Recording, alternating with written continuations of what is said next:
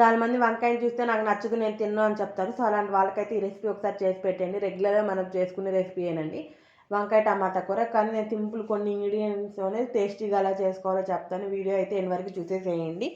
First అయితే మనం కడాయి పెట్టేసుకుందాము. దాంట్లో ఆయిల్ పోసుకుందాము. ఆయిల్ హీట్ అయిన తర్వాత తిరమాత గింజలు వేసేసుకుందాం. అది ఫ్రై అయిన తర్వాత మీరు ఉల్లిపాయ అయితే వేసుకోండి. నేను ఇక్కడ స్వాములకి అయితే చేస్తున్నా కాబట్టి ఉల్లిపాయ వేయట్లేదు అనమాట. సో మీరు ఇంట్లోకి రెగ్యులర్గా చేసుకునేలాగే ఉల్లిపాయ వేసేసుకోండి. వేసుకున్న తర్వాత ఉల్లిపాయ ఫ్రై అయిన తర్వాత పసుపు కొంచెం కరివేపాకు వేసుకోండి. అది ఫ్రై అయిన తర్వాత అయితే ఇక్కడ మనం ఇందాక కట్ చేసి పక్కన పెట్టుకున్న వంకాయ టమాటా ముక్కలు వేసుకొని దాంట్లో కొంచెం సాల్ట్ వేసుకొని ఒక 5 to 10 minutes అయితే లో ఫ్లేమ్లో మూత పెట్టి మగ్గించేయండి. సో అది పూర్తిగా ఇలా మగ్గిపోయిన తర్వాత ఇక కారం వేసుకొని మళ్ళీ ఇంకో 5 minutes అయితే మూత పెట్టేసుకుందాము. సో ఇదంతా సిమ్లో చేస్తే చాలా టేస్ట్గా ఉండిద్దని నేను అసలు నీళ్ళు చుక్కలేదు. మొత్తం టమాటాలోంచి వచ్చిన నీరేనమాట.